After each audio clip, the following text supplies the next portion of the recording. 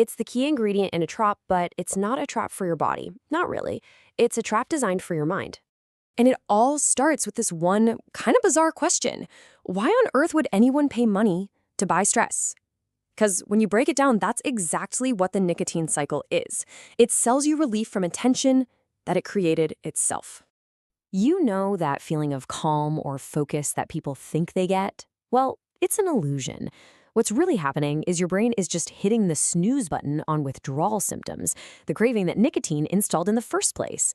You're not actually adding calm, you're just temporarily subtracting the anxiety it gave you. So, how does this trap even work? How does it get set so effectively? Well, it all starts with a lightning-fast invasion of the brain. The speed is absolutely a key part of its design. If you look at where nicotine actually comes from, you realize something pretty startling. In nature, this stuff isn't for fun. It's a biological weapon. Seriously, the tobacco plant developed it as a potent neurotoxin for one reason: to kill insects. So when someone inhales, it's not just a little puff. They are unleashing an army. We are talking sectillions of these toxic molecules flooding into the body with a single breath. To give you an idea of that number, it's more molecules than there are grains of sand on every beach on Earth. The scale of this invasion is just staggering. And the speed is just incredible. From your lungs, these molecules dive into the bloodstream and hit the brain in about 7 seconds. Let me put that in perspective for you. That is faster than an IV injection. It's an immediate, powerful chemical assault. Now, this invasion is devastating for any brain, but it's especially dangerous for a brain that's still under construction. The impact on young people is profound, and as we're about to see, it's often permanent. Here's a crucial fact a lot of people don't realize. Our brains are still developing all the way into our mid-20s. They're busy building these critical connections for things like focus, making good decisions, and controlling our impulses.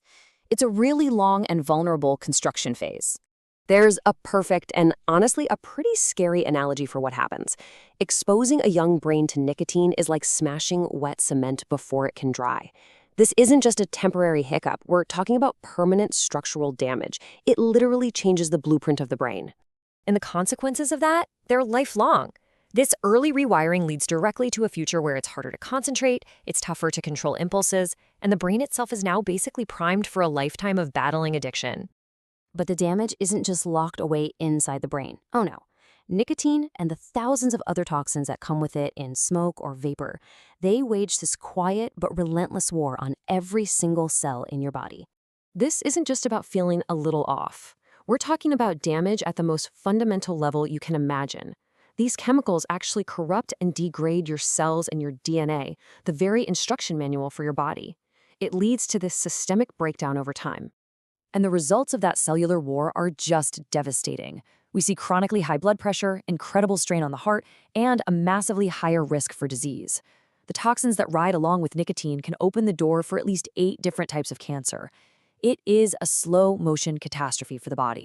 So, with all this biological chaos happening, how does it build the psychological trap of addiction? Well, this is where the walls of the prison really go up.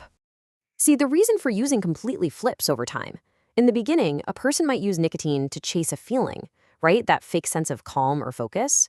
But the brain adapts so fast that pretty soon they have to use nicotine just to stop feeling bad. The goal shifts from seeking pleasure to just desperately escaping pain. The reality of addiction is that your brain's whole baseline for what feels normal gets completely hijacked.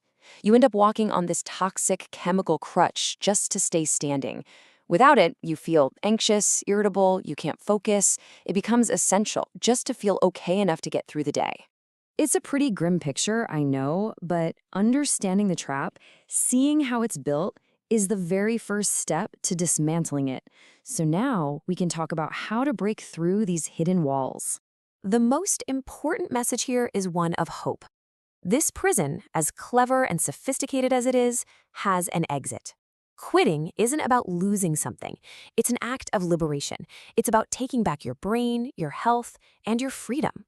And so we end right back where we began, with a question. But this time, it's not just a paradox, it's a choice. It's a choice between continuing to pay for a chemical stressor or deciding to invest in an authentic, free future. The choice is yours.